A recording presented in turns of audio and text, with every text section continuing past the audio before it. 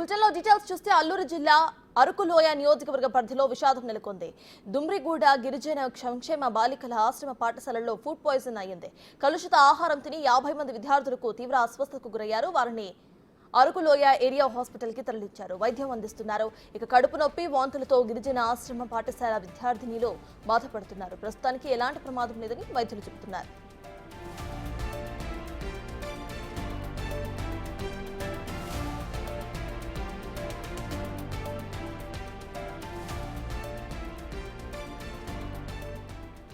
మరోవైపు ఘటనపై ముఖ్యమంత్రి కార్యాలయ అధికారులు ఆరా తీశారు. విద్యార్థుల ఆరోగ్య వివరాలు కనుక్కున్నారు.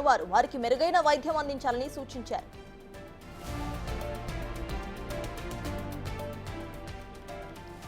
ఇదే అంశంపై పూర్తి డీటెయిల్స్ ను మా ప్రతినిధి రాజు అందిస్తారు. రాజు, చెప్పండి, ప్రజెంట్ విద్యార్థినుల పరిస్థితి ఎలా ఉంది?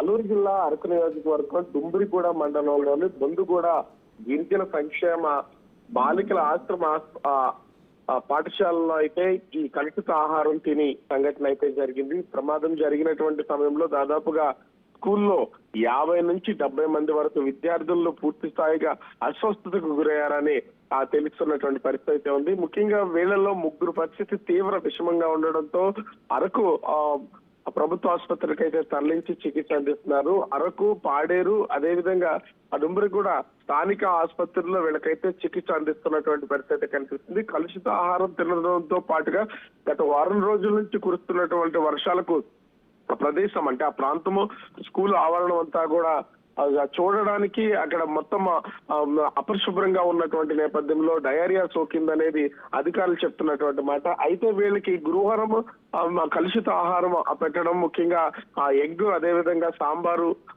రైస్ వీళ్ళకైతే పెట్టినారని విద్యార్థులు చెప్తున్నటువంటి పరిస్థితి ఉంది. అది తిన్న దగ్గర నుంచి కడుపులో నొప్పి, వాంతులు, విరోచనాలు వరుసగా అవుతున్నాయి.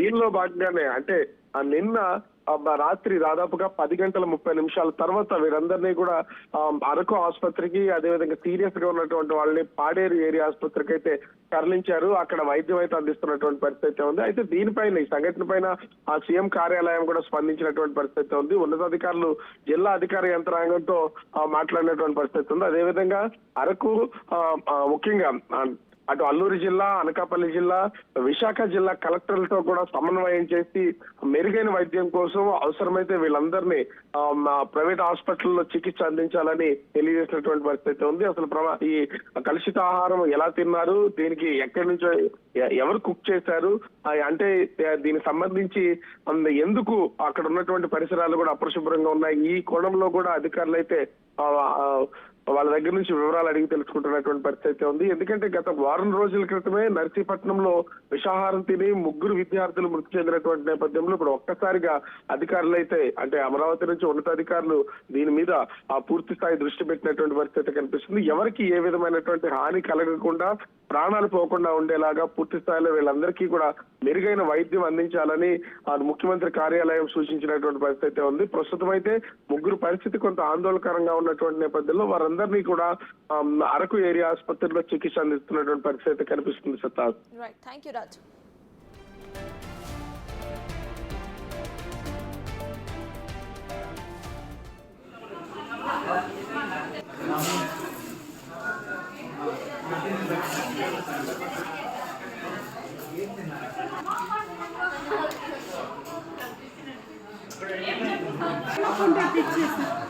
అక్క